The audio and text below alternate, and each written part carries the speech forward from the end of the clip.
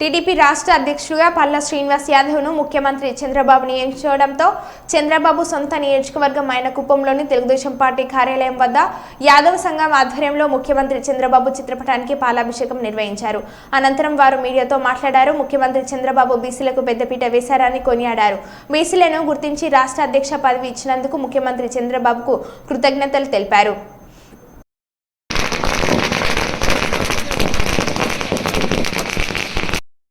बाबू जय बाबू जय जय बाबू जय बाबू जय जय बाबू राज चंद्रबाबू गारी नायकत्व राज चंद्रबाबू गारी नायकत्व जय बाबू जय जय बाबू जय बाबू जय जय बाबू जय बाबू जय जय बाबू नारा लोकेश नायकत्వం వర్ధిల్లాలి नारा लोकेश नायकत्వం వర్ధిల్లాలి नारा लोकेश नायकत्వం వర్ధిల్లాలి పోయప్పా ఏంది పాలు పోసేప్పుడు ఎంత పాలు చెంబోటే అందరూ ఒక గ్లాస్ బకెట్లో పాలు ఉంది ప్రతాప్ పోయిబా. ఈరోజు నారా చంద్రబాబు నాయుడు గారు బీసీలకి అత్యంత పెద్దపీట ఇచ్చి మన పల్లా శ్రీనివాస్ యాదవ్ గారిని టీడీపీ స్టేట్ ప్రెసిడెంట్గా చేసినారు. అందుకనేసి ఈరోజు కుప్పంలో బీసీల తరఫున యాదవుల తరఫున మేము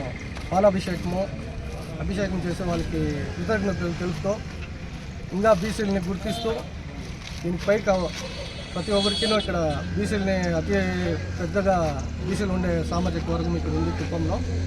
వాళ్ళకందరికీ కూడా పెద్ద ఆయన మేలు చేస్తారని కోరుతూ ధన్యవాదాలు తెలుపుతూ థ్యాంక్ యూ. చంద్రబాబు నాయుడు గారు ప్రమాణ స్వీకారం చేసిన తర్వాత మొట్టమొదటిగా బీసీలకి పెద్దపీఠం వేసిన వ్యక్తి మన శ్రీ చంద్రబాబు నాయుడు గారు అనేసి నిజంగానే ఈ రాష్ట్ర ప్రజలు ఈ బీసీ సోదరులందరికీ గుర్తించుకోవాలా. ఒక అతను చెప్పాడు బీసీ సోదరులకి నేను పెద్దపీఠం వేస్తానని చెప్పి బీసీలని నడ్డు విరిసి నడి రోడ్డు మీద నిలబెట్టిన ఈ జగన్మోహన్ రెడ్డిని అదే బీసీలు ఈరోజు జగన్మోహన్ రెడ్డి గుడ్డలు ఊడదీసి నడి రోడ్డు మీద నిలబెట్టారు. ఈ బీసీలు అంటే తెలుగుదేశం పార్టీకి వెన్నుముక్క లాంటి వాళ్ళు.